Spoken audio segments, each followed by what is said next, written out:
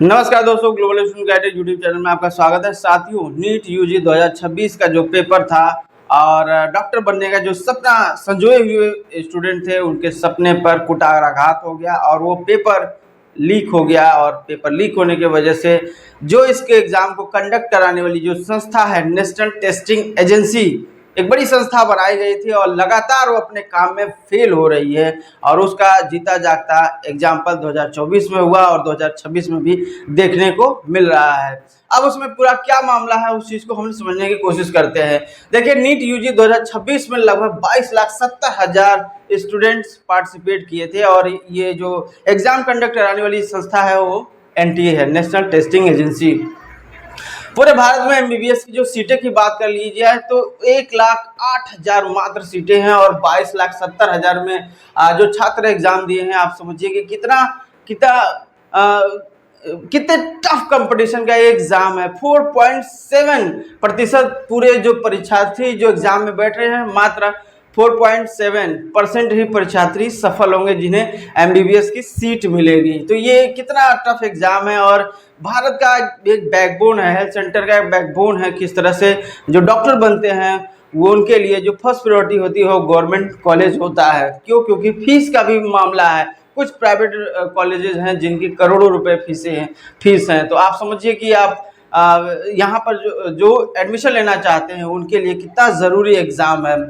इनमें लगभग 63,000 सरकारी कॉलेज हैं। अब सरकारी कॉलेज वहाँ फीस कम होती है और सुविधाएं ज़्यादा होती हैं, ये सब सारी चीज़ें हैं। इसलिए ज़्यादातर जो बच्चे हैं वो सरकारी कॉलेज ही ऑप्ट करना चाहते हैं, जबकि 45,000 जो सीटें हैं वो प्राइवेट इंस्टीट्यूशन के पास है। तो समझिए कि प्राइवेट में फीस ज़्यादा होती है। तो इस तरह की चीज़ें हैं।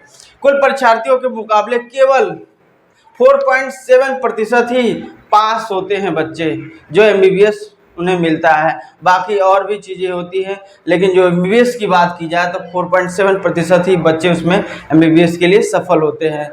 3 मई 2026 को आयोजित परीक्षा के बाद कई राज्यों का मतलब है केरल, राजस्थान और उत्तराखंड में ये टेलीग्राम और व्हाट्सएप ग्रुप में गेस्ट पेपर के नाम से ये एक सर्कुलेट हो रहा था। तो जो कुछ छात्र थे उन्होंने उस गेस्ट पेपर को जो उनके पास जो पेपर था उससे मिलाया तो 140% से ज़्यादा, मान के चलिए कि 150, क्योंकि 180 टोटल क्वेश्चन थे, उसमें से 150 मतलब एक जो प्रश्न था वो 4 मार्क्स का था। तो अर्थात वो आप देखिए तो वो हो गया 600 नंबर। तो जो 600 नंबर है वो आपको मिलेगा। तो उसमें क्या है कि ये सारी चीज़ें पहले से ही निर्धारित हो गई थी। तो जो व्हाट्सएप और टेलीग्राम के माध्यम से गेस्ट पेपर के नाम से ये सर्कुलेट हो रहा था और 150 जो प्रश्न थे, जिसमें फिजिक्स का जो पूरे प्रश्न थे वो फिजिक्स के पूरे प्रश्न मिल रहे थे, बायोलॉजी का मिल रहा था, केमिस्ट्री का मिल रहा था। तो इस वजह से जो छात्र हैं उन्होंने एनटीए से संपर्क किया, उसने एनटीए को टैग करके मेल किया। बाद में फिर वो राजस्थान के जो एसओजी एक संस्था है गवर्नमेंट की, वो उसने उसकी रिपोर्ट लगाई और उसकी तस्दीक की। पता चला कि हाँ, ये सत्य घटना है। इस तरह की चीजें हैं।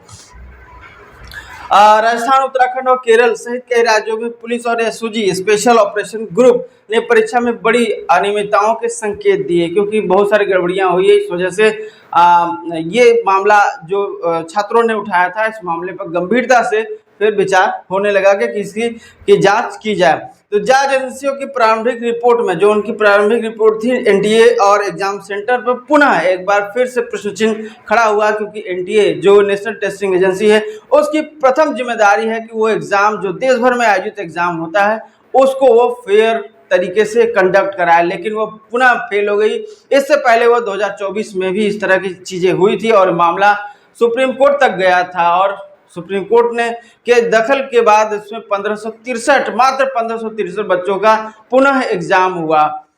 ये समझिए कि ये पूरा रैकेट जो है और जो कोचिंग माफियाओं का जो है, क्योंकि करोड़ों रुपए से धन उगाही होती है कोचिंग के नाम पे, तो ये बड़ा तंत्र चल रहा है। और इसमें जो सरकार में बैठे जो एक लोग हैं वो भी कहीं ना कहीं इस तरह के प्रश्न चिन्ह उन पे भी खड़ा होता है कि किस तरह की न्याय व्यवस्था है, किस तरह की सिक्योरिटी अरेंजमेंट हो रही है। 12 मई 2026 को एनटीए के ऑफिशियल जो डीजी थे उन्होंने ऑफिशियल तरीके से परीक्षा जो नीट यूजी 2026 है उसको रद्द कर दिया। अभी तक दोबारा एग्जाम होगा इसके बारे में कोई सूचना नहीं है, लेकिन जो छात्र, आप समझिए कि ये एग्जाम कितना टफ है। अभी कोई जो स्टूडेंट होता है, हम लोग से बहुत सारे मिलते हैं, आप लोगों के भी परिवार में होंगे, घर में होंगे, तो बच्चे 9 से ही तैयारी शुरू कर देते हैं। 9th पढ़ते हैं, 10th पढ़ते हैं, 11th पढ़ते हैं, 12th पढ़ते हैं, 4-5 साल उसके बाद 1-2 साल और तैयारी करते हैं, तब जाके वो उस लेवल पे पहुंचते हैं कि वो नीट का जो पेपर है उसको क्रैक कर सके। तो जब भी इस तरह की अनियमितताएं होती है तो पेपर बहुत टफ हो जाता है। तो ये जो कोचिंग का पूरा एक जाल जो देश में बना हुआ है ये अपनी जगह ले लेता है, और इसके वजह से ये सारी चीज़ें लगातार हो रही है। भारत सरकार ने पूरे मामले की जांच के लिए सीबीआई को जांच सौंप दी है। अब सीबीआई का किस तरह की कार्यशैली है और कितने दिन में होगी, अभी इसकी समय सीमा तय नहीं की गई है, और उम्मीद करते हैं कि इसकी 1 महीने 15 दिन के अंदर ये जांच रिपोर्ट दे देनी चाहिए कि कितने प्रतिशत में उसका फैला हुआ है, क्योंकि दोबारा फिर से तैयारी करना, फिर से पेपर देना एक बड़ा टफ और मानसिक रूप से बहुत ही प्रेशर वाला ये एग्ज़ाम होता है। आप समझिए कि सभी लोग समान नहीं है। हम जिस समाज में रहते हैं उसमें बहुत गरीब लोग भी हैं, तो वो किस तरह से जो बच्चे हैं जो ड्रीम लेके चलते हैं, क्योंकि सेंटर 1500, 2000, 1500, 1200 किलोमीटर दूर होता है घर से, तो वहाँ पर जाना और इस धूप में जाना, तो ये कहीं ना कहीं ये चीज़ें बहुत ही ज़्यादा एक प्रेशर कर रही है मानसिक रूप से बच्चों के। लेकिन बच्चों को जो बहुत सारे जो कोचिंग मोशन ग्रुप के आप देखिए कि एनवी सर हैं और उसके बाद अलग पांडे हैं और खान सर हैं, सभी लोगों ने जो पैनिक है बच्चे हैं उसको बोला गया है कि आप इस तरह से चीज़ें न करें। आपके पास जो किताब हैं, जो सारे नोट्स हैं, उसको एक बार पढ़ते रहें और चीज़ों अभी वक्त दे, पेशेंस, धैर्य रखें, पैनिक होने की ज़रूरत नहीं है। तो ये मामला है। आप समझिए कि ये मामले में जो मिनिस्ट्री ऑफ एजुकेशन जो बना है और जो एजुकेशन मिनिस्टर है धर्मेंद्र प्रधान, एनटीए के जो डीजी है, ये सबका एक जिम्मेदारी तय होना चाहिए कि इस तरह के जो एग्ज़ाम हो रहे हैं उसमें सरकार और सरकार से जुड़े लोगों की क्या भूमिकाएं हो सकती है। क्योंकि एनटीए के जिस तरह से आप उसकी बातें देखिए, 2024 में जिस तरह की बातें हुई थी उसमें ये कहा गया था कि वो जो 1 घंटा पहले ही पेपर प्रिंट होता है, उससे पहले चीज़ें नहीं होती है, और ये कहा जा रहा है कि 15 से 30 दिन पहले ये गेस पेपर नाम से पेपर सब जगह सर्कुलेट हो रहा है। ये सारी जो चीज़ें हैं, आप समझिए कि कितने गंभीर समस्या है देश के लिए, क्योंकि जो मेडिकल का एग्ज़ाम है देश का बैकबोन है। क्यों?